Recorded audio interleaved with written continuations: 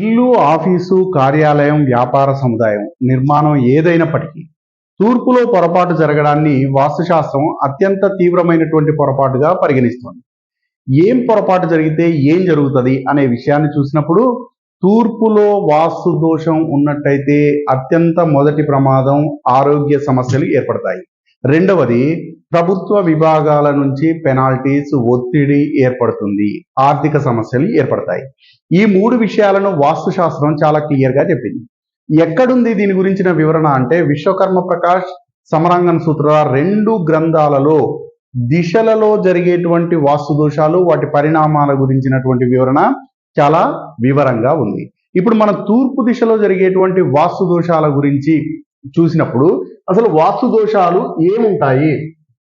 ఏముంటాయి అన్నప్పుడు తూర్పు మూసివేయబడి ఉండొచ్చు, లేదా తూర్పు ఉన్నటువంటి డోర్లు లేదా కిటికీలు లేదా వెంటిలేటర్లు వంగిపోయి ఉండవచ్చు, లేదా పగిలిపోయి ఉండవచ్చు, లేదా పెచ్చులు ఊడి ఉండవచ్చు, తూర్పులో ఎగుడు దిగుళ్ళు, ఎత్తుపల్లాలు ఉండవచ్చు, బురద ఉండవచ్చు, లేదా అశుభ్రమైన వాతావరణం ఉండవచ్చు, లేదా తూర్పులో ఉన్నటువంటి మర్మస్థానాలపైన పిల్లర్లు, బీమ్స్ రావచ్చు, లేదా ఏదైనా టాయిలెట్ లాంటివి, సెప్టిక్ ట్యాంక్ లాంటివి ఇచ్చి ఉండవచ్చు. ఇవన్నీ కూడా, ఇంకా చెప్పాలంటే శల్య దోషం కూడా ఉండొచ్చు. ఇవన్నీ కూడా తూర్పులో ఏర్పడేటువంటి వాస్తు దోషాలుగా వాస్తుశాస్త్రం చెబుతుంది.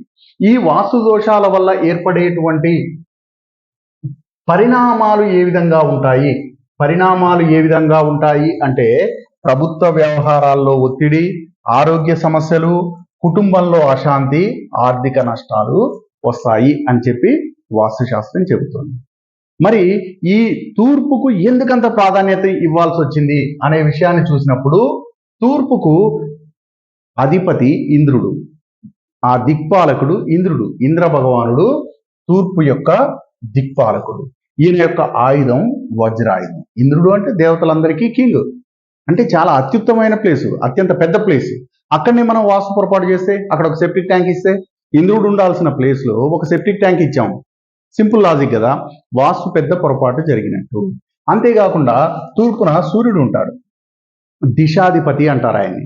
తూర్పున దిశాధిపతి సూర్య భగవానుడు. ఈయన వెలుతురు, వేడిమి అందించేటువంటి వ్యక్తి. ఒక వ్యక్తి ఆరోగ్యంగా ఉండాలంటే వెలుతురు, వేడిమి చాలినంత పాలలో అందాల్సిన ఆవశ్యకత ఉంది.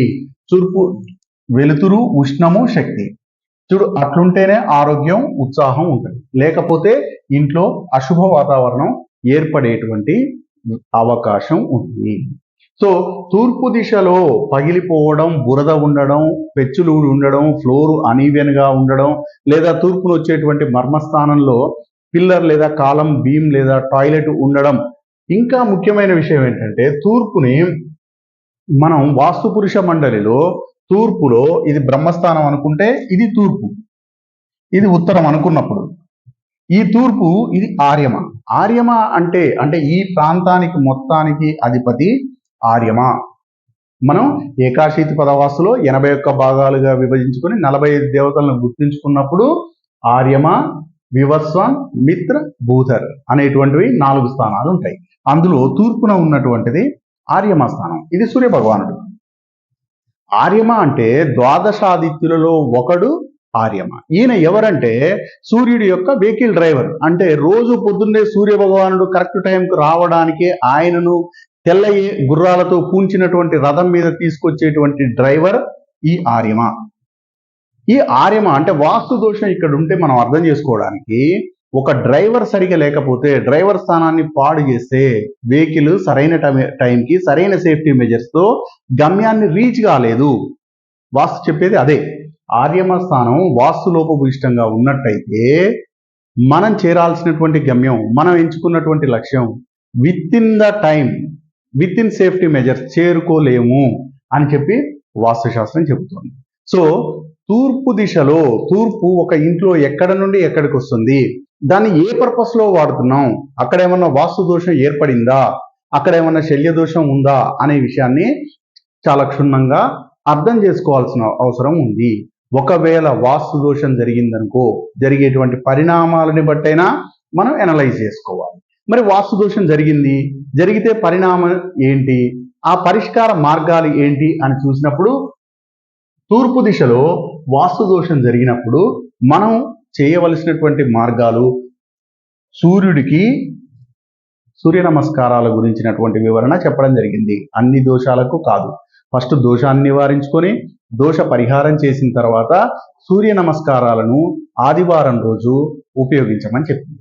అదేవిధంగా ఎరుపు రంగును, వృత్తాకారాన్ని, తూర్పు దిక్కు యొక్క రత్నం మాణిక్యం, కెంపు, ఈ కెంపును ఉపయోగించడం ద్వారా సర్కిల్ అంటే ఇప్పుడు వాస్తుశాస్త్రంలో తూర్పు వైపు ఉంచేటువంటి వాచ్ కానీ ఫోటో ఫ్రేమ్స్ కానీ సర్క్యులర్ షేప్ లో ఎందుకు ఉంచమంటారు అంటే ఆ దిక్కుకు అధిపతి సూర్యుడు, ఆయన యొక్క ఆకారం వృత్తాకారం కాబట్టి ఆ దిక్కులో ఎరుపు రంగులో ఉండేటువంటి వృత్తాకార వస్తువులను డిస్ప్లే చేసుకోవచ్చు అని చెప్పి దాని వెనకాల ఉన్నటువంటి వాస్తు విషయం.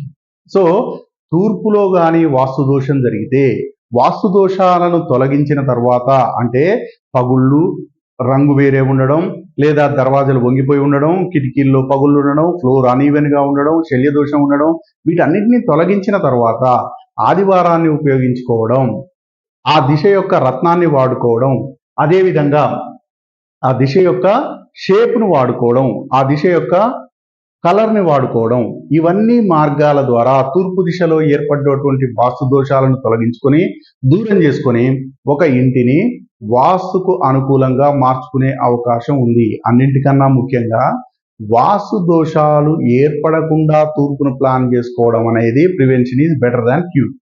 కాబట్టి ప్లానింగ్ దశలోనే తూర్పును మనం ఏ రకంగా వాడుతున్నాం అనే విషయం మీద ఒక క్లారిటీ ఉండాలి.